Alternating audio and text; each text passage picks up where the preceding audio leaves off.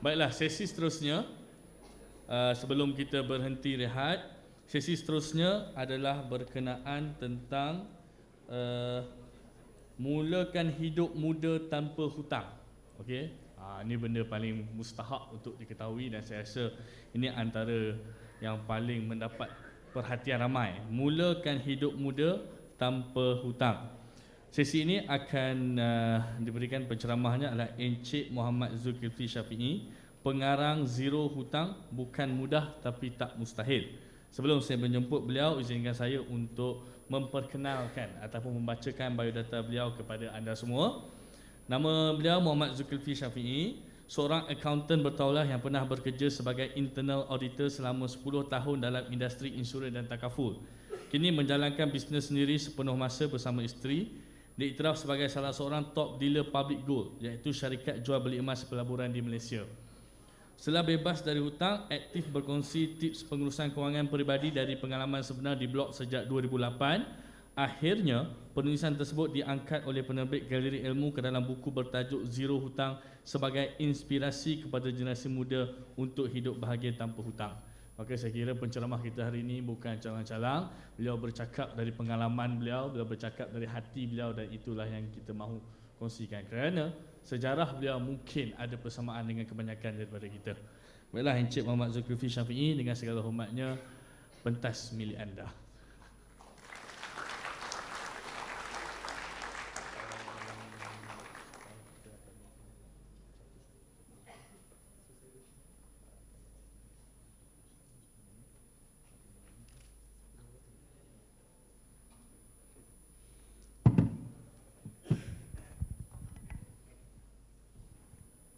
Testing.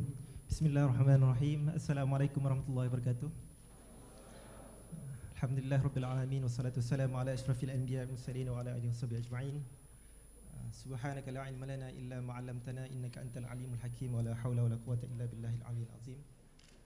Rabbi shrah li sadri wa yassir li amri wahlul 'uqdatam min lisani yafqahu qawli. Amma ba'd. Alhamdulillah, pertama-tama sekali terima kasih kepada pengurusi majlis yang menghidupkan majlis kita pada pagi ini. Dan seterusnya terima kasih kepada penganjur yang memberi kepercayaan kepada saya untuk menyampaikan seminar pada hari ini. Sebenarnya saya tak buat seminar untuk public sebenarnya. Tapi atas perbincangan dengan penganjur, mereka mahukan pengalaman saya berkongsi dengan generasi muda, bagaimana kita boleh hidup bahagia tapi kita tak dibebani dengan masalah hutang. Jadi atas dasar generasi muda 35 tahun ke bawah, itu adalah audiens saya lah. Okay. Jadi slide.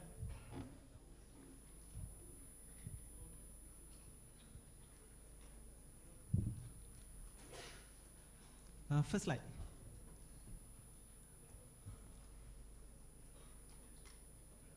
First slide. Okay.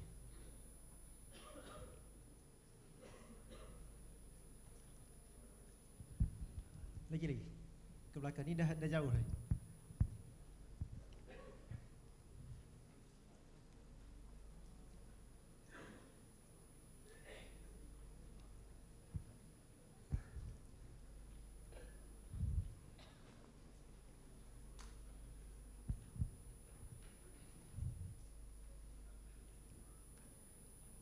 Saya punya slide ada kat sini. Okay, first slide. Okay, saya perkenalkan diri saya dulu. Sesi ni bukan sesi untuk mengajar tuan-tuan dan puan-puan tentang kewangan. Sebab bersama kita lepas ni ada pakar-pakar kewangan yang jauh lebih berpengalaman daripada saya. Saya lebih kepada perkongsian pengalaman. Dan sesi diberikan kepada saya untuk 40 minit, sangat singkat. Jadi banyak benda yang saya tak dapat kongsikan. Okay, next. Okay, saya background pelajar accounting, UiTM. Saya mula bekerja tahun 2003.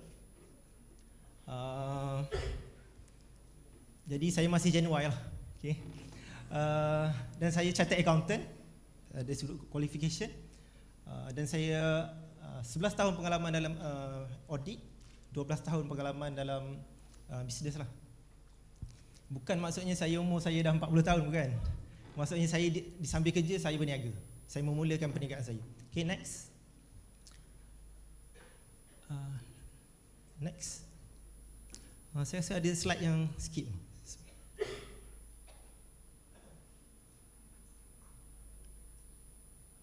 Okey, tak apa. Saya rasa ni slide lama. Okey, masalah kewangan saya bermula sebaik sahaja saya bekerja. Sebab saya bekerja bulan 1, bulan 3 saya dah mendirikan rumah tangga. Jadi awal sangat.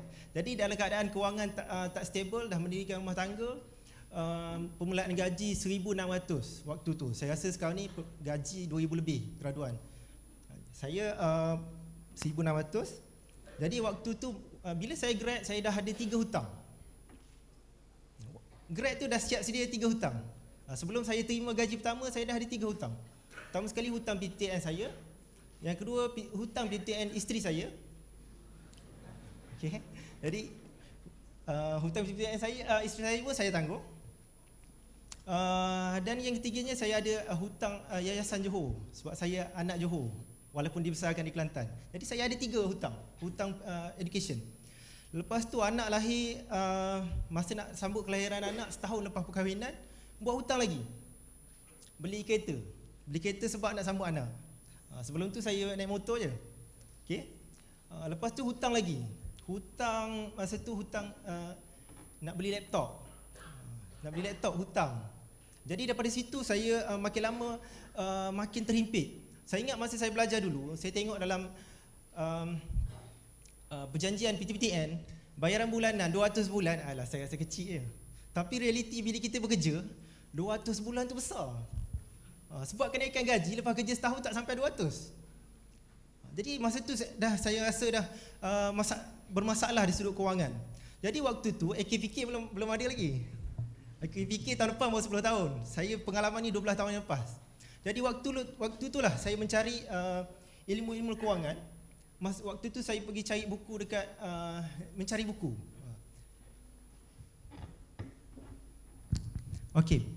Waktu tu saya cari buku dekat Pustaka Minerva, Jalan Tuanku Abdul Rahman.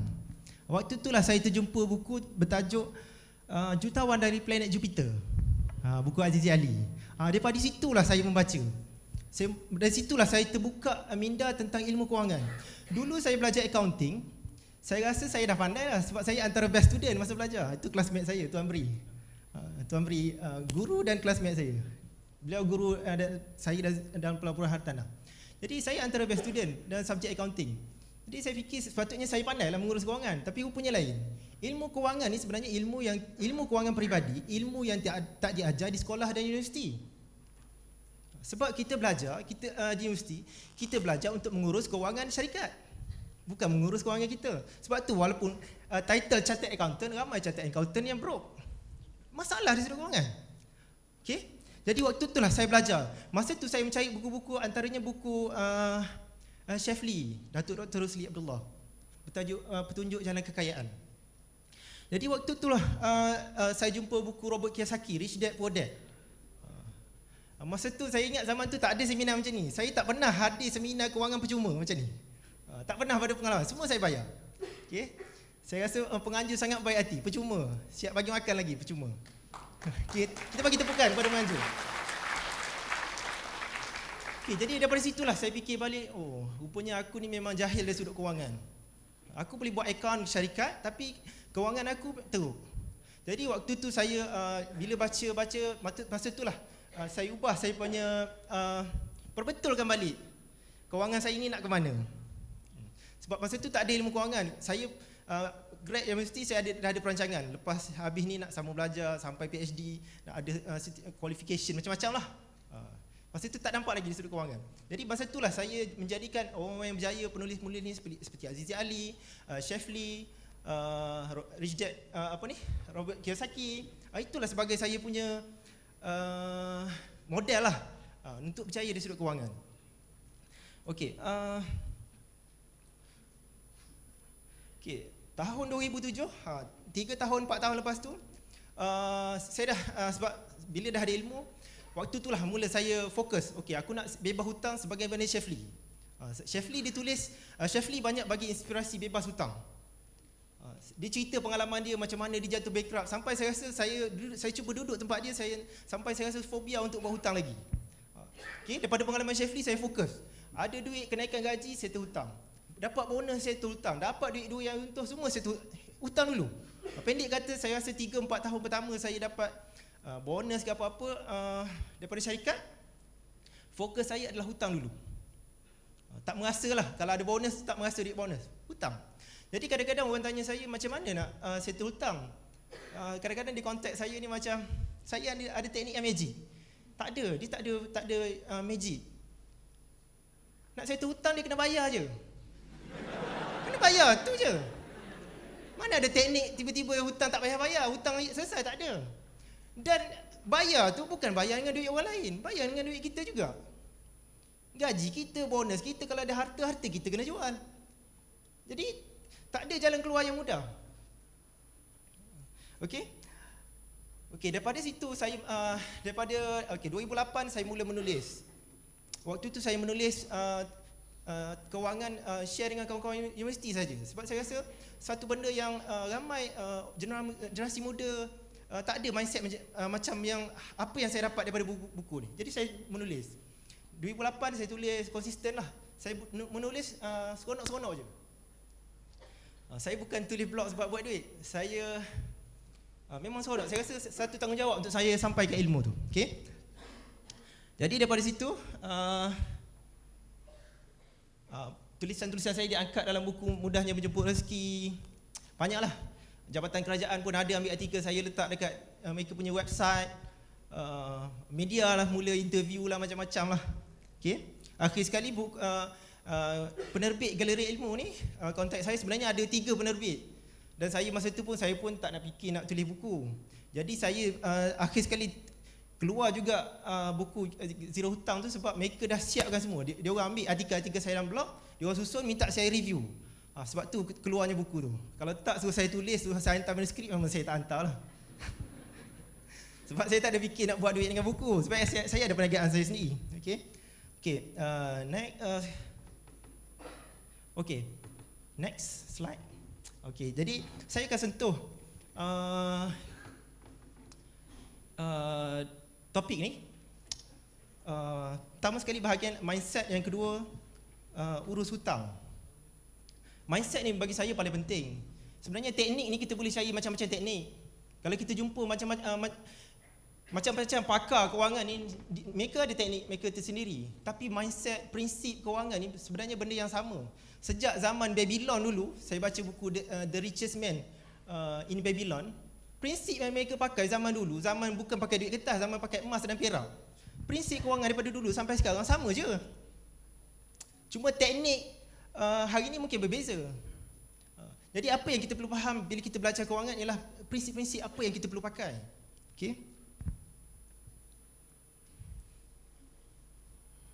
Okey, saya kekayaan dari perspektif Islam. Bila kita baca buku-buku kewangan, kita banyak dapat motivasi, especially motivasi daripada barat. Jadi masa tu saya fikir dan saya mengkaji. Masa tu saya mengkaji kenapa Nabi, para sahabat ni orang kaya. Ini ramai orang tak tahu. Nabi dan para sahabat, especially 10 sahabat yang dijamin masuk syurga tu adalah orang kaya. Saya fikir apakah motivasi mereka jadi kaya raya. Jadi saya suka ambil kata-kata Tan Sri Ali Hashim ni sebut, masalah kita, especially Melayu Muslim, majoriti yang hadir ini, masalah kita ada masalah kaya segan, miskin tak mahu. Kaya segan, miskin tak mahu. Nak kaya, nak sederhana. Tapi bila nak gaji, nak yang lebih besar ke yang kecil, nak besar. Jadi kita ada masalah tu. Bila kita ada masalah tu, kita susah nak jadi kaya. Susah. Nak kaya, nak sederhana, tapi gaji nak yang lebih besar. Dan kita masalah kita terpengaruh. Kalau TV cerita orang kaya ni macam mana? TV cerita orang kaya, lagi-lagi cerita Melayu kan zaman sekarang. Lagi kita rasa aku tak naklah jadi orang kaya. Cerita orang kaya ni angkuh, kedekut, suka berpoya-poya, lupa diri, menindas. Itu cerita orang kaya. Saya rasa tak ada dalam TV cerita orang kaya yang baik hati. Maksudnya banyak menyumbang kepada masyarakat, tak ada. Tapi realitinya orang kaya ni kebanyakan ni orang yang banyak bagi manfaat kepada masyarakat. Sebab tu dia kaya. Kalau dia tak bagi manfaat kepada masyarakat, dia tak boleh jadi kaya. Okey? Okey, waktu tu kaya atau miskin yang mana lebih baik? Kita pun dengar kalau kita pergi masjid, surau, ustaz-ustaz cerita Nabi pernah ikat perut dengan batu. Seolah-olah Nabi miskin, cerita tu Nabi miskin, Nabi susah. Dan Nabi ingatkan para sahabat hati-hati dengan dunia. Itu semua hadis-hadis Nabi tu betul. Tapi adakah the whole life hidup Nabi SAW macam tu? Bukan, itu cerita awal-awal hijrah saja. Bukan the whole life. Okey, kita tengok. Nabi SAW berniaga ketika umur dia masih muda. Umur 18 tahun Nabi sudah jadi business owner. Sudah berpartner dengan Khadijah. Umur 18 tahun. Okey. Pada umur 25 tahun dia berkahwin dengan Khadijah. Nabi adalah seorang jutawan. Ni ramai tak tahu. Nabi adalah seorang jutawan. Buktinya, mas kahwin dengan Khadijah adalah 20 ekor unta merah. Mas kahwin. Cuba cek profil Nabi, dia berkahwin dengan Khadijah, berapa mas kahwin dia? 20 ekor unta. 20 ekor unta. Cuba katalah 20 ekor lembu. Berapa nilai hari ni? Seekor lembu ambil dah 3,000. Ni sebelum ringgit jatuh. Ringgit jatuh ni 40,000. 4,000. Okey, 3,000 seekor. Kalau 10 ekor 30,000. Kalau 20 ekor 60,000. Agak-agak anak muda yang kahwin dengan mas kahwin 60,000, kaya ke miskin? Kaya. Itu baru cerita lembu, belum cerita unta. Unta zaman Nabi, okey. Unta merah ni zaman Nabi ni digunakan sebagai trailer dagangan. Trailer dagangan, bukan sekadar macam lembu kita ini, dia trailer dagangan. Okey, katalah seorang anak muda mas kahwin dia sebanyak 20 biji trailer. Kaya sikit-sikit kan multimillionaire. Jadi benda cerita-cerita ni kita tak bongkar. Cerita Nabi multimillionaire. Nabi orang kaya. Okey? Saya rasa susah nak cari orang muda hari ni. Umur 25 tahun kahwin dia 20 biji trailer. Nilai dia tak ada. Maksudnya orang kaya, sangat kaya. Okey. Kita tengok pra-hijrah dan selepas hijrah. Okey, cerita pasal kemiskinan tu betul. Okey, tahun pertama hijrah, Nabi hijrah daripada Mekah ke Madinah. Betul, itu tahun pertama hijrah, memang semua dalam keadaan miskin. Abdul Rahman bin Auf pun orang kaya raya di Mekah. Bila hijrah ke Madinah, dia papa kedana juga. Abdul Rahman bin Auf papa kedana juga. Okey, sebab harta semua tinggal. Okey. Tahun ke-6 hijrah barulah. Waktu tu Nabi mula hantar. Tahun ke-6 hijrah di Madinah. Waktu tu Nabi mula hantar utusan kepada kerajaan-kerajaan lain untuk menerima Islam. Agak-agak zaman dulu hantar utusan adakah pakai pos laju? Zaman tu adakah hantar utusan pakai pos laju? Hantar orang dengan kudanya sekali. Kalau Nabi dan para sahabat dalam keadaan lapar, takkan Nabi hantar utusan. Okey. Waktu tu zaman sahabat dah senang. Waktu itulah lepas tahun ke-6 hijrah. Kita tengok tahun ke-9 hijrah. Okey. Masa perang Tabuk, Abdul Rahman bin Auf menginfakkan 500 ekor kuda, 1,500 ekor unta untuk perang Tabuk. Abdul Rahman bin Auf. Daripada papa kedana, lepas 9 tahun boleh infak 1,500 ekor unta, 500 ekor kuda. Adakah Abdul Rahman bin Auf orang miskin? Itu multi-millionaire. Cerita susah tu dah tak ada dah. Waktu itulah Nabi baru ingatkan kepada para sahabat, hati-hati dengan dunia. Jangan lalai. Kalau sedepan saya ni multi-millionaire, waktu itulah Nabi sebut, hati-hatilah dengan dunia. Okey? Okey, jadi kita boleh tengok 10 sahabat Nabi yang dijamin masuk syurga. 9 daripadanya adalah orang kaya. Yang tak kaya seorang saja, Sayyidina Ali. Tapi Sayyidina Ali kaya dengan ilmu. Nabi cakap kalau aku ni gedung ilmu, Ali adalah pintunya. Maksudnya semua sahabat Nabi tu 9 daripada 10 yang dijamin masuk syurga adalah orang kaya. Mereka bukan sahaja kaya, mereka dijamin masuk syurga.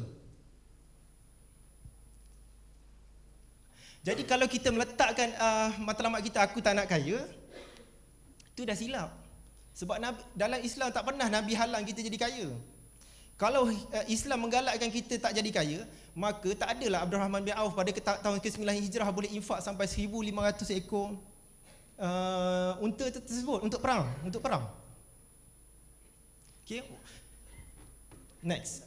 Okay, banyak lagi kalau nak cerita pasal ayat Quran membina kekuatan ketenteraan. Itu semua memerlukan kekuatan material. Okey, hakikat zuhud. Depan lagi. Hakikat zuhud. Okey, kita nak miskin, kaya atau zuhud? Ramai orang rasa kalau kita pakai kancil lebih zuhud daripada pakai Mercedes. Betul tak? Pakai kancil lebih zuhud daripada Mercedes. Tak semestinya. Zuhud bukan soal apa yang kita pakai. Apa yang disebut oleh Syahid Hasan Al-Banna, pengasas Ikhwanul Muslimin Mesir, dia sebut bukanlah zuhud itu meninggalkan dunia dikuasai orang kafir berseronok dengan kekayaan dunia, sedangkan orang Islam terhalang daripada menguasainya. Malah hakikat zuhud ialah memiliki dunia sehingga sama sahaja dia di sisimu antara emas dan perak, emas dan tanah. Emas dan tanah kita rasa nothing, sama je. Saya dealer public gold, jual emas. Jadi beli 1 dinar pun dah pening kepala nak simpan, tak zuhud lagi tu. Beli 1 dinar harga 700 pun dah pening kepala, tak zuhud. Ada berkilo-kilo emas tapi kita rasa berkilo emas itu sama saja dengan tanah. Itu disebut Hasan Al-Banna, dia sudut hati kita. Maka itulah zuhud. Okey. Okey, kenapa nak kaya?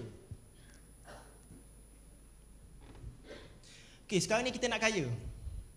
Okey, kita dah buang pemikiran aku memang nak kaya. Sebab Islam tak pernah halang kita menjadi kaya. Bahkan para sahabat Nabi juga adalah orang kaya. Nabi orang kaya. Soalannya, kenapa kita nak kaya? Ini persoalan-persoalan yang asas yang penting. Bila kita tahu kenapa, bagaimana tu senang. Kenapa nak kaya? Saya dulu bila saya mula-mula membina perniagaan, antara yang saya paksa diri sebab saya tengok orang memotivasikan diri untuk kekayaan, rumah besar, kereta. Slide. Kenapa nak kaya? Sebab nak pakai kereta besar. Nak pakai BMW, Mercedes. Sebab nak rumah besar. Lagi? Sebab nak pakai beg yang mahal, LV tu. Beg LV saya tak tahu berapa harga, berapa ribu. Kalau LV 2,000, saya tak tahu, belah-belah ribu mungkin. Tapi dalam tu ada 200-300, saya rasa baik simpan duit daripada beli beg. Pada saya macam tu. Pakai beg 200-300 tapi dalam akaun ada beribu, itu lebih baik. Okay.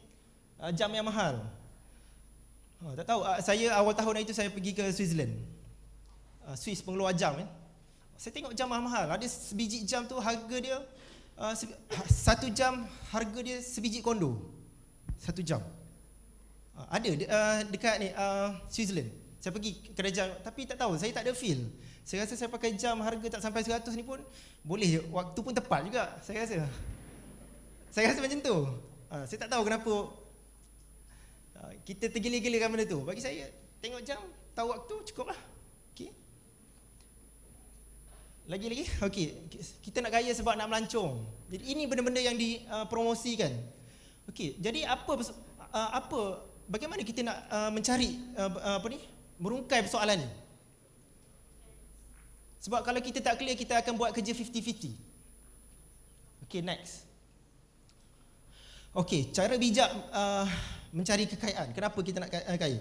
Nabi sebut, mereka yang paling banyak mengingati mati dan melakukan persediaan selepas itulah orang yang paling bijak. Maksudnya kita nak buat decision, walaupun dalam soal kewangan, kita fikir ending dia kita akan mati. Kadang-kadang saya ada terbaca satu buku yang ditulis oleh penulis barat. Dia temu ramah seramai 235 orang yang paling dianggap orang yang berjaya dan bahagia dalam hidup. 235 orang umur 60 tahun ke atas. Dia interview. Sebab kita muda ni kadang-kadang kita tak fikir apa yang kita nak. Bila dah tua nanti baru kita fikir, oh akhir sekali aku nak ni saja. Antara benda dia kata banyak benda yang saya belajar daripada buku tu. Tapi antara satu daripada nasihat orang yang berjaya ni, orang yang berjaya dan bahagia dalam hidup, dia kata cuba fikir, dia kata kalau hidup kita hanya tinggal 6 bulan lagi. Ni non-muslim bukan cerita, ini saya cerita hadis pasal Nabi Muslim. Non-muslim cakap, cuba fikir hidup kita ada 6 bulan lagi. Exactly 6 bulan kita mati. Masa tu apa yang kita nak? Masa tu kita rasional. Baru kita fikir, oh aku sebenarnya nak ni. Oh ini sebenarnya yang bermakna dalam hidup aku. Rupanya BM kereta mewah tersebut bila kita nak mati tak ada value. Tak ada value bila kita nak mati. Apa lagi? Rumah besar tu mungkin dah tak ada value. Okey.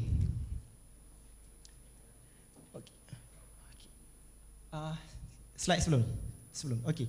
Waktu tu baru kita tahu, oh sebenarnya harta-harta yang kita cari tu adalah alat. Dia bukan matlamat. Alat saja. Apa yang kita nak tu matlamat apa dia? Dalam hidup kita ni sebelum kita mati, kita nak selesaikan tanggungjawab saja. Tanggungjawab masa kita hidup. Sebagai suami ada tanggungjawab kepada isteri, ada anak-anak, ada tanggungjawab kepada ibu bapa. Kan tadi disebut menteri berceramah sebelum ni sebut tanggungjawab kita pada ibu bapa. Kalau kita dapat selesai ke semua tanggungjawab tu, kita nak mati kita senang hati. Tapi kalau kita ada aset harta yang mewah-mewah tu, bila kita nak mati semua tanggungjawab tu tak selesai, kita akan kesal. Okey? Next slide. Okey, kekayaan yang kita nak cari waktu tu baru saya fikir, oh kekayaan sebenarnya aku nak sempurnakan tanggungjawab. Contoh tanggungjawab sebagai seorang suami, isteri saya nak bersalin. Anak saya 7 orang. 7 betul. Isteri seorang. Antara benda yang saya fikir, tahun depan insya-Allah yang ke-8, bulan 4. Jadi antara yang saya fikir, tanggungjawab saya bila isteri nak bersalin, antaranya saya nak bagi yang terbaik waktu dia nak bersalin. Saya nak pilih doktor yang mana yang saya suka. Dia boleh jaga aurat ketika dia nak bersalin. Dia boleh bersalin dalam keadaan dia tenang. Sebab saya ada anak 7, 1 bersalin di government, 6 di swasta. Saya boleh rasa perbezaan tu. Government servis bagus, tapi tak ada privacy sebab bayar murah tak sampai RM100. Tak ada privacy. Jadi salah satu tanggungjawab saya nak cari duit, nak pergi swasta, harga dia RM1,000. Kalau tak ada RM3,000 jangan fikir pergi swasta. Tanggungjawab saya sebagai suami, cari duit, bagi yang terbaik untuk isteri nak bersalin. Itu salah satu. Banyak lagi tanggungjawab kita dalam hidup. Anak-anak, ibu bapa kita, kawan-kawan kita, jiran-jiran kita, masyarakat kita. Banyak lagi tanggungjawab. Okey? Okey, masa singkat saya tak boleh. Okey, next. Okey, kekayaan dunia dan akhirat. Gambar kita tu okey. Saya ada juga buat seminar-seminar untuk bakal-bakal graduan ataupun graduan baru. Saya selalu tanya, orang muda ni antara benda yang dia paling nak ialah kereta. Bila grad, fikir pertama kereta, bukan beli rumah dulu. Kalau tanya pakar-pakar kewangan, beli rumah dulu untuk investment. Saya tanya orang muda ni, anak-anak muda ni yang baru grad, saya tanya beli kereta ni berapa lama seronok pakai kereta? Berapa lama seronok? Paling lama kalau beli Myvi Special Edition, katalah ini dream car, berapa lama? Setahun? 7 tahun? Tak logik 7 tahun. Saya servis paling lama pun setahun. Lepas tu kita rasa, alah kereta ni, nak beli kereta lain pula, rasa yang lebih best. Maksud excitement kita sekejap je, dah tak best. Naik gaji, jual kereta tu, beli kereta lain. Akhir sekali nilai dia susut, kepuasan kita tak dapat. Kepuasan yang kita cari ni dapat hilang. Jadi kalau itu yang kita kejar, duit kita habis. Akhir sekali kita tak dapat apa yang kita nak. Bayangkan kalau kita beli property, contoh beli property, beli sewakan. Ni saya belajar daripada Tuan Beri dan banyak guru-guru hartanah. Beli sewakan, at least kita beli duit harta kita tu dibayar oleh duit penyewa. Dalam sibuk-sibuk tu nilai kekayaan kita bertambah. Tak ada menyesal pun. Dunia itu kita untung. Kalau kita duduk kejar-kejar kereta tu, dunia dah tak dapat. Yelah, tak pernah habis. Kaya pun tidak. Akhirat pun tak tahulah. Okay. Next. Okay, kekayaan akhirat. Apa sahaja yang kita buat atas dunia ni, tak kisahlah, tapi ada manfaatnya di akhirat. Buatlah apa sekalipun. Kerja, berniaga, bagi yang terbaik, servis dalam bisnes, buat yang terbaik kepada keluarga, buat terbaik kepada ibu bapa kita. Kita akan seronok sampai mati. Belum cerita kita nak jumpa Allah Ta'ala lagi. Maksudnya sampai mati kita akan seronok. Contoh saya di Damansara Damai, saya mengasas 2 tadika Islam, non-profit punya tadika. Saya tubuhkan 8 tahun lepas. Sampai hari ini masih berjalan, terus berkembang. Pelajar dah ada 170. Saya urus percuma. Maksudnya saya tak ambil yuran keuntungan pada saya walaupun 1 sen. Ini benda yang saya rasa amal jariah yang saya buat. Saya rasa kalau saya nak mati nanti, aku teringatkan, oh tadika yang aku usahakan, anak-anak di Damansara Damai ada education, pendidikan Islam yang bagus. Saya rasa kalau saya nak mati, saya happy, saya ingatkan benda tu. Kalau saya ada kereta yang besar, saya ada kereta besar, saya pakai Mercedes. Besar tu maksudnya 10 orang boleh masuk dalam tu. Mercedes van lah. Kereta besar bagi saya, size dia, berapa ramai boleh masuk. Itu ramai boleh masuk, ramai kawan-kawan boleh masuk dalam tu. Saya buat pergi jalan-jalan, keluarga boleh masuk, nak sambut family saya dekat airport, anak-anak semua boleh ikut yang 7-7 tu, sambut mak ayah saya. Happy. Bukan sebab Mercedes, sebab kereta tu bermanfaat. Semalam saya bawa budak-budak tadika pergi bird park. Ramai boleh masuk, 15 orang pelajar-pelajar, budak-budak kecil boleh masuk. Dia orang seronok. Jadi itulah, happy lah kita besar. Bukan sebab pakai kereta besar kita boleh naik seorang dengan isteri, 2 orang dengan isteri je, bukan. Bagi saya happy macam tu. Okey, hutang. Okey, kita pergi seterusnya. Hutang dan matlamat kewangan. Okey, kesilapan kita dalam mengukur kekayaan. Next. Okey, kita banyak mengukur kekayaan ni pada apa yang kita tengok di luar. Pakai kereta besar, motor besar, pergi melancong sana sini, pakai handset yang mahal. Tapi sebenarnya bagi saya kekayaan ni kita senang hati. Bukan apa yang orang tengok. Hati kita senang. Contohnya saya hidup biasa-biasa, tapi tak ada masalah hutang.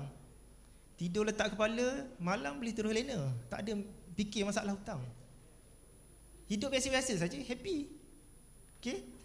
Tapi kalau ada masalah hutang, bagi saya benda-benda ni adalah simbol-simbol kekayaan palsu. Simbol kekayaan palsu. Kekayaan sebenar kena kira kita punya net worth. Tanya pakar-pakar kewangan. Net worth ni apa bahasa Melayu? Nilai sebenar kita lah. Nilai bersih. Kira-kira harta kita banyak mana, tolak hutang, bersihnya ada berapa. Itulah kekayaan. Kena kira macam tu. Bukan apa yang orang tengok. Bukan apa yang orang tengok. Walaupun kita pakai kereta biasa-biasa, tapi net worth kita million. Bagi saya, biarlah orang tak tengok kita kaya, tapi kita tahu kekayaan kita berapa banyak. Okay, next. Okay, masalah hutang, okay. Ini dah cerita tadi, AKPK. Okay, hutang sampai mati. Lagi-lagi. Okay, masalah kita hari ni ialah hutang terlalu banyak. Pendek kata sampai mati pun, mungkin mati pun tak settle. Sebab semua benda kita nak hutang.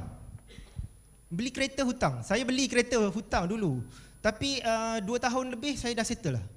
Sebab saya tak beli kereta yang mahal-mahal sangat. Saya beli second hand, 2 tahun 3 tahun dah settle semua. Lepas saya dah settle hutang 2007 tu, dah saya beli kereta pun cash. Okay. Hakikat hutang. Okay, next slide. Okay, hutang ni realitinya adalah kita membelanjakan pendapatan masa depan. Hutang maksudnya kita membelanjakan pendapatan masa depan. Duit belum dapat tapi dah siap-siap dibelanjakan. Sebab tu kalau nak buat hutang, cuba fikir. Hutang yang aku buat ni akan memakan aku punya future income. Kekayaan aku yang future. Last kali, kena bayar juga dengan duit aku juga. Okay, next. Saya suka kata-kata ni. Will Smith disebut sebagai the most powerful actor in Hollywood. Dia kata too many people spend money they haven't earned. Ramai orang dia spend duit yang dia tak terima lagi. Future income, membelanjakan pendapatan masa depan. Tak dapat dah belanja siap. Okay? To buy things they don't want. Beli bukan yang dia nak pun. Sebab contohnya beli kereta yang mahal. Sebab nak tunjuk dekat jiran sebelah, aku ni very successful. Nak tunjuk kawan-kawan aku very successful. Tapi dalam hati kita saja yang tahu. Susahnya membayar tiap-tiap bulan. Buy things that they don't want. To impress people they don't like.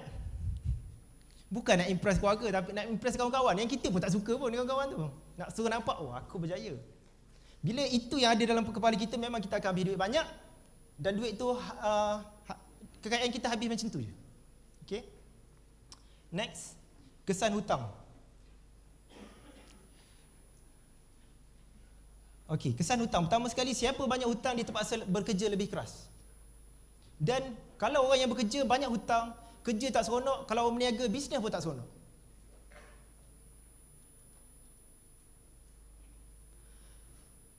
Saya selalu dijemput oleh jabatan-jabatan kerajaan. Antara masalah yang bagi tahu kepada saya ialah banyak kaki tangan kerajaan ni, hutang dia banyak. Sebab bank suka kaki tangan kerajaan. Betul tak? Bank suka. Ada hutang sampai 60-70%. Dapat duit, 70% bayar hutang. Selebih tu je baru nak hidup. Okay? Jadi siapa yang bekerja macam tu, siapa yang bisnes yang banyak hutang, dia tak seronok. Macam saya berniaga, tapi saya tak ada hutang. Saya tak ada pressure nak buat sales, nak dapat income yang banyak. Saya tak ada pressure. Saya buat sebab saya seronok. Kalau orang yang buat sales, kita tak urgent nak close sales. Beli dengan aku sekarang. Pressure kawan-kawan, habis kawan-kawan lagi. Sebab kita pressure, sebab kita nak bayar kereta mewah yang kita cakap kita berjaya tu. Okay? Kita tak ada hutang, senang. Kerja pun seronok, tiap-tiap bulan dapat gaji seronok, dapat menyimpan banyak. Okay? Next.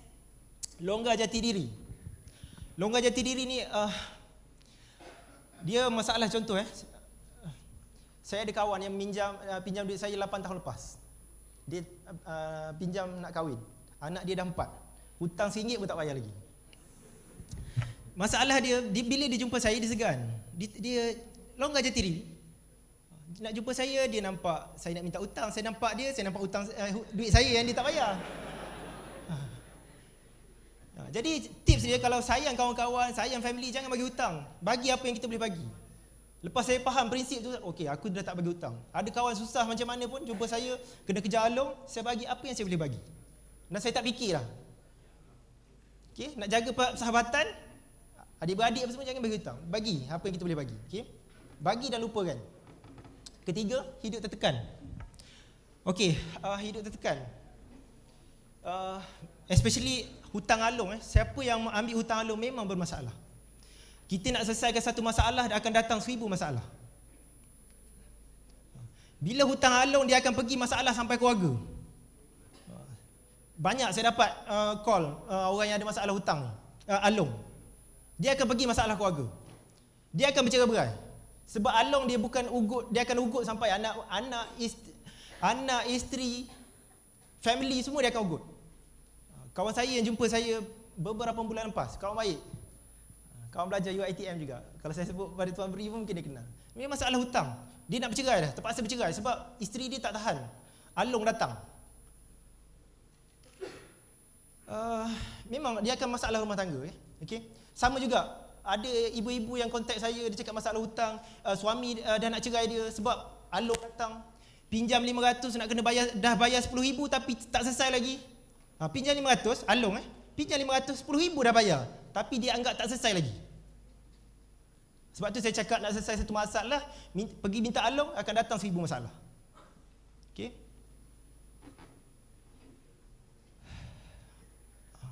Banyak saya cerita pasal dapat cerita pasal hutang. Hari raya lepas, hari raya pertama. Hari raya ni sepatutnya hari raya ni kita tak fikir pasal kewangan, pasal bisnes. Tapi hari raya pertama saya dapat mesej tanya masalah hutang. Saya ada masalah gini, minta bantuan, minta nasihat. Maksudnya sampai hari raya pun fikir pasal hutang. Okey. Next. Kekayaan bocor. Siapa yang suka sangat membeli secara hutang, sebenarnya kekayaan kita mudah bocor. Contoh, kita dah menyimpan sebanyak 35,000, contoh. 5 tahun dah menyimpan 35,000 ada dalam akaun. Waktu tu kita perlu beli sebuah kereta, keperluan sebab nak pergi kerja. Dulu kerja sekali dengan suami isteri. Sekarang ni isteri lain, suami hala lain. So kena beli satu kereta. Waktu itu kita ada dua pilihan. Slide tadi.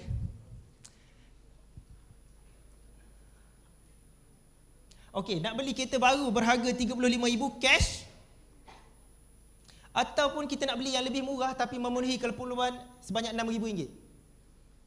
Waktu itu agak-agak kita nak beli 35,000, semua saving kita habis, atau kita nak berbelanja hanya RM6,000. Agak-agak.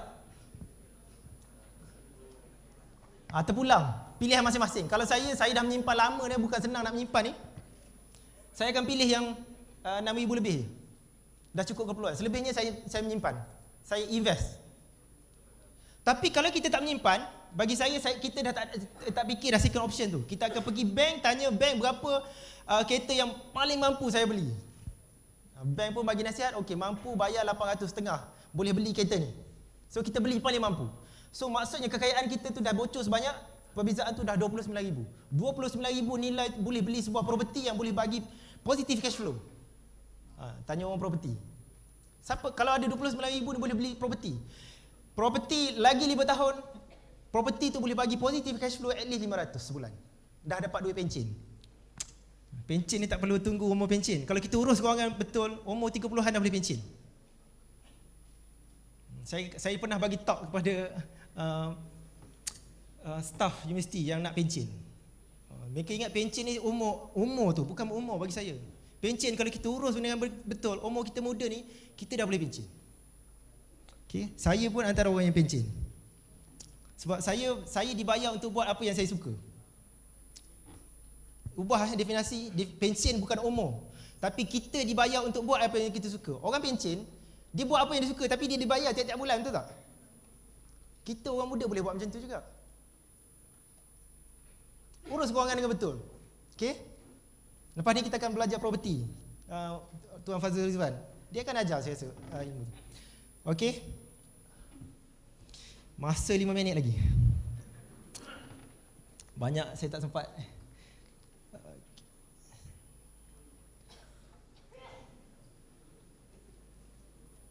Okey, next slide. Next. Lagi. Reverse. Okey, lagi reverse. Okey, pertama sekali 4 tahap kekayaan. Saya suka ni tulisan Ifan Khairi. Pertama sekali disebut ultra rich, orang yang sangat kaya, macam Syekh Mukhtar Al-Bukhari contoh dia ada pemilik konglomerat, sangat kaya. Okey, kita pergi bawah sikit. Next. Bebas kewangan. Financially free ni, saya cakap orang pencen ni, ini je. Kita jana pendapatan daripada harta melebihi daripada keperluan perbelanjaan hidup kita. Contohnya mempunyai 10 buah rumah sewa dengan pendapatan bersih 5,000 sebulan, tapi kos sara hidup kita hanya 4,500. Kita dah pencen dah. Orang lain nak dapat 4,500, 5,000 mungkin terpaksa pergi pagi balik petang, ujung bulan bayar hutang. Okey. Kalau boleh capai status financially free, kita dah boleh pencen dah. Dah boleh buat apa yang kita suka. Next. Okey, kewangan selamat. Okey, bagi orang yang bekerja, paling tidak mesti level ni mempunyai duit simpanan berjumlah 6 bulan pendapatan. Tadi penceramah daripada AKPK sebut. Minimum. Kalau tak ada 6 bulan pendapatan, jangan fikir pasal investment. Okey. Next. Okey, kewangan tak selamat. Mempunyai pendapatan simpanan mungkin sebulan gaji saja. Bagi saya orang yang level ni dipanggil level bukan KS pagi makan pagi, KS sebulan makan sebulan. Siapa tak ada saving, dia KS sebulan makan sebulan. Okay, next. Next. Saya pergi formula bebas hutang. Slide. Strategi bebas hutang. Next. Lagi. Sampai strategi bebas hutang. Okay. Next slide. Okay, formula. Sebagaimana saya sebut tadi awal-awal tadi, dia tak ada formula yang magic. Tak ada formula magic. Apa yang kena buat? Pembelanjaan kena kurangkan, pendapatan kena tambah. Cari jalan dua benda ni. Jadi masalahnya, gaji makin naik, pendapatan makin naik, hutang makin naik. Memang tak selesai. Gaji naik, tukar kereta baru. Gaji naik, tukar kereta baru. Memang tak bebas daripada hutang. Okay, itu formula. Next. Slide. Tiada teknik ajaib. Last sekali, hutang perlu dibayar dengan duit dan gaji kita juga.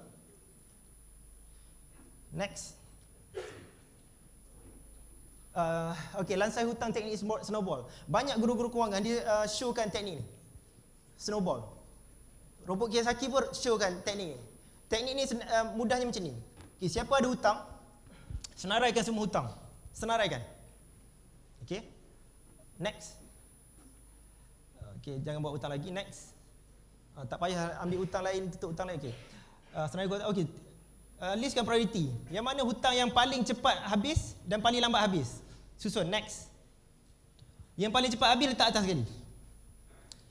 Supaya teknik ni dia ajar kita fokus settle hutang satu-satu. Fokus dia, yang mana hutang yang paling cepat habis, yang paling kecil settle yang tu dulu. Sebab bila kita settle yang satu-satu yang kecil ni, dia akan bagi motivasi. Kalau 4-5 tahun kita bayar hutang tak habis-habis, kita down. Tapi kalau teknik ni fokus satu-satu. Next. Bayar secara automatik. Next. Okey, bagi setiap hutang yang kita fokus tu, okay, contohnya hutang yang pertama, cari duit ekstra untuk tambah ansuran bulanan. Katalah kad kredit 100 bulan. Cari duit ekstra 200 bulan. Contoh lebih banyak lebih bagus. Mana nak cari ekstra 200 bulan? Mana nak cari ekstra 200 bulan?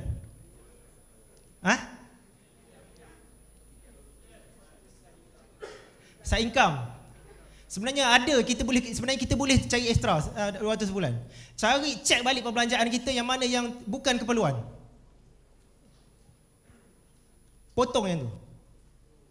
Contoh TV berbayar, full channel, kurangkan lah.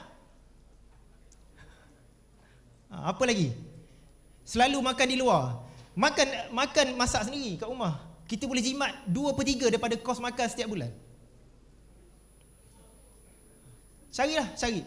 Bila kita ada matlamat tu, kita akan cari RM200 sebulan. Cari ekstra. Buat side income. Side income bagi yang berniaga, buat side income. Bagi saya, siapa yang berniaga betul-betul tak dapat RM200 sebulan, sama ada dia tak ada ilmu atau dia malas. Dia tak ada ilmu atau malas, itu saja. Okay. Next. Next. Okay. Hutang ibarat pisau. Terus. Okay, saya suka yang ni.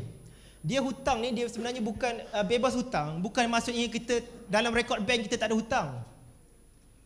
Dulu kepahaman saya, tak ada hutang ni maksudnya dalam rekod bank kita tak ada hutang. Sebenarnya ramai orang kaya yang financially free pun dia ada hutang. Tapi hutang ni dia ada dua jenis. Hutang ni dia ibarat pisau. Bukan salah hutang tu. Sebab salah bagaimana kita urus. Pisau yang cantik tu kalau kita bagi kepada anak-anak kecil, pisau tu boleh mencederakan dia. Tapi kalau kita bagi kepada chef macam Jimmy Oliver tu, dengan pisau yang sama, dia boleh menyediakan makanan yang enak. Bukan salah pisau tu. Bagaimana kita manfaatkan hutang. Okay, next. Okay, saya bagi contoh dua. Okay, contohnya hutang beli kereta. 80% orang yang berhutang, dia beli dipanggil hutang negatif. Hutang yang memiskinkan dia. Majoriti, 80% orang berhutang ialah hutang yang negatif. Hutang yang memiskinkan dia. Contoh hutang beli kereta.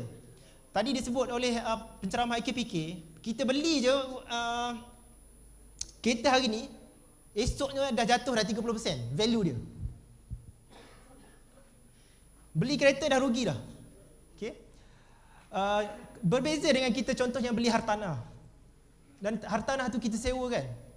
Beli hari ni agak-agak 5 tahun akan datang macam mana? Inilah hartanah. Sure akan naik. Bayar bank fix. Siapa yang sewakan, sewaan akan naik. Bayar bank tak naik. Kalau naik pun sedikit. Jadi bagi saya, kalau buat hutang macam property, beli, sewakan, boleh dapat positive cash flow, buatlah hutang 10 biji rumah pun tak ada masalah. Sebab hutang tu bukan kita yang tanggung. Itu yang saya buat lah. Setiap tahun saya letak target, setiap tahun saya mesti beli at least satu property. Okay, next. Dah cerita dah semua kita, next. Semualah hutang-hutang benda-benda ni, TV, kod memon, kredit kad, minta maaf perabot-perabot tu. Kalau hutang tu memiskinkan kita, okey. Banyak lagi hutang positif, saya tak nak cerita, boleh baca buku-buku kan. Next. Lagi-lagi. Ini saya sebut, nak jana pencen. Contohnya, siapa yang bekerja gaji 4,000, pencen 2,000. Tak perlu tunggu kerja 30 tahun baru dapat pencen 2,000. Kalau kita ada ilmu, contohnya dengan property, kita boleh jana pencen. Next. Siapa yang ada passive income, bagi saya siapa nak beli, nak layan lah kehendak, nak tu, nak ni. Siapa yang ada passive income, layan lah. Sebab passive income ni maksudnya kita belanja duit tu akan datang lagi walaupun kita tak bekerja. Selagi kita, bagi saya bukan cara yang bijak untuk kita membelanjakan hard earn income untuk bermewah-mewah. Hard earn. Maksudnya kerja bulan ni dapat gaji bulan ni. Tak kerja tak ada gaji. Itu hard earn income. Selagi tak ada passive income, jangan masih berpada-pada lah. Okay, melayan kehendak. Sebab kehendak kita tak akan habis. Next. Okay, ini antara buku property. Penulisnya akan ada lepas ni. Okay, next. Okay, saya dah sentuh kekayaan untuk apa, matlamat kewangan, hutang tambah kaya atau tambah apa-apa. Next. Okay, ini buku saya, tapi minta maaf saya tak bawa hari ni sebab cetakan pertama dah habis. Saya kontak penerbit 2-3 hari lepas. Tunggu cetakan kedua keluar. Saya tak tahu bila. Boleh cari di kedai-kedai buku, tapi saya survey kedai buku pun banyak dah habis. Boleh kontak isteri saya lah. Mungkin boleh nanti sampai stok dia boleh postkan. Okay, next, last. Okey, itu saja saya punya talk. Terima kasih kepada penganjur menyebut saya. Kalau ada apa-apa persoalan, silakan pengurusi. Baik, terima kasih kepada Encik Muhammad Zulkifli Syafiee. Hari ini kita kesuntukan masa, kita buka dua soalan. So, siapa yang nak bertanya? Okey, saudara.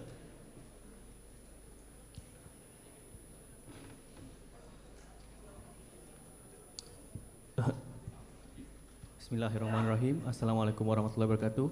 Nama saya Ahmad Syamin, bekerja di sebuah institusi perbankan Islam di Kuala Lumpur. Saya ada satu soalan ringkas dan saya rasa soalan ni jawapan dia ada dalam blog muhammadZulkifli.com, tapi mungkin ada penjelasan ringkas tak pun ada tips tambahan. Okey, soalannya,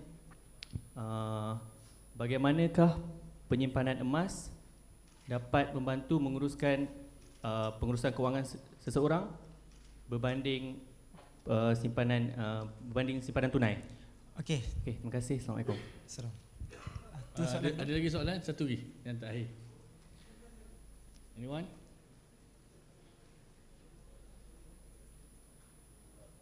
Okey, ada soalan.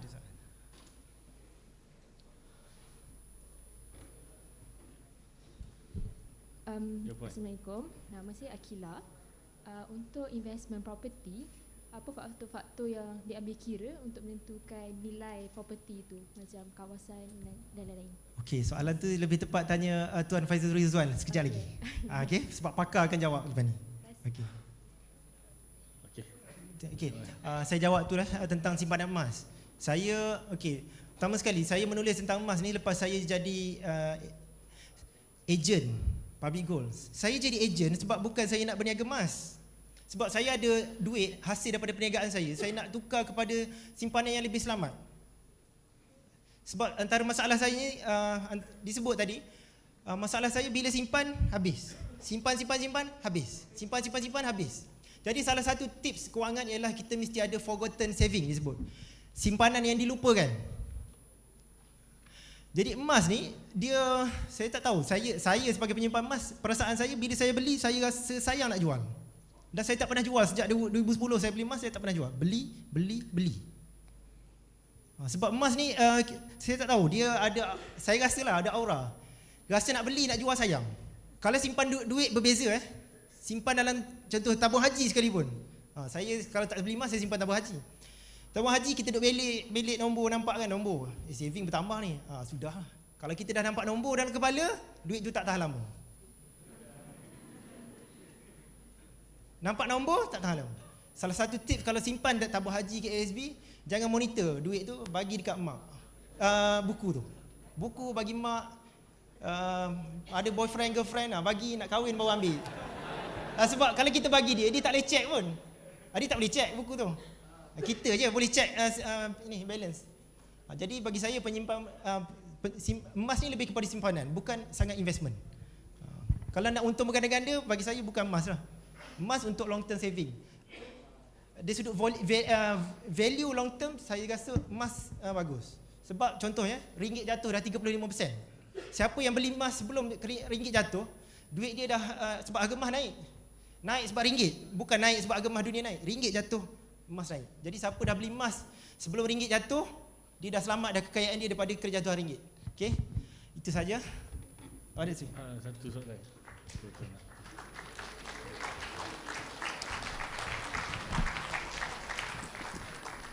Assalamualaikum Tuan Zulkifli. Terima kasih atas nasihat yang Tuan sudi kongsikan dengan kita semua. Saya baru umur 18 tahun. Okey. So, saya nak tahulah, saya agak terharu lah, saya agak terkedu sebenarnya bila Tuan Zul kata anak 7 nak masuk 8 lagi. So dia menjadi satu isu sekarang ni, mana muda-muda sekarang ni anak 1, 2 sebabkan kos kehidupan yang meningkat. So boleh tak Tuan Zulkifli bagi tips kat kita ni? Isteri kerja tak isteri? Tak bekerja. Isteri tak kerja, tu yang jadi satu pening kepala ni. Boleh okay. Tak? Ada magic tak benda ni macam ni? Nanti saya ada cerita magic. Okey. Terima kasih Terima kasih. Soalan bagus. Dia macam ni, sebenarnya isteri saya masa kahwin, lepas kahwin dia bekerja 2 minggu je. Bekerja 2 minggu, disahkan pregnant. Sebab kahwin tu masa dia belajar lagi, tak habis lagi. Okey, masa dia dah bekerja 2 minggu, disahkan pregnant, berhenti kerja, duduk kat rumah sampai hari ni. Okey, cabaran saya dari sudut kewangan, setiap setahun setengah keluar seorang anak. Jadi kenaikan gaji 150, 200 saya rasa tak cukup. Tapi saya tak tahu, saya yakin pada Allah Ta'ala sebut setiap anak yang lahir ada rezeki dia. Saya buat kira-kira masa saya belum ada income daripada bisnes lah, daripada pekerjaan, gaji pun kecil. Duit kalau kira-kira tak cukup, tapi realitinya cukup. Hujung bulan cukup. Tak kaya, kita hidup biasa-biasa tapi cukup. Dan saya perasan lahir seorang anak bertambah rezeki. Sentiasa ada improvement dari sudut kewangan saya. Lahir seorang anak ada improvement. Lahir seorang anak ada improvement dari sudut kewangan. Lahir lagi tahun depan saya tak tahu apa improvement lagi dari sudut kewangan. Tapi bagi saya kita menumpang rezeki anak-anak. Kita menumpang rezeki anak-anak. Anak bertambah adalah untuk dia tu. Jadi antara kekayaan yang saya cari adalah untuk anak-anak. Saya nak ada masa spend untuk anak-anak. Saya full time father, saya tak pergi kerja. Hari-hari duduk kat rumah. Hari Ahad dengan hari Isnin sama je perasaan saya, tak ada beza. Hari Ahad dengan Isnin tak ada beza. Okey, terima kasih. Baik, terima kasih kepada Encik Muhammad Zulkifli Syafiee atas perkongsian pengalaman yang saya rasa sangat berguna dan sangat menarik untuk kita semua. Baiklah, majlis dengan segala hormatnya mempersilakan pengerusi BPM Saudara Syahril Hamdan untuk menyampaikan cenderamata Super 2015 kepada penceramah kita. Silakan.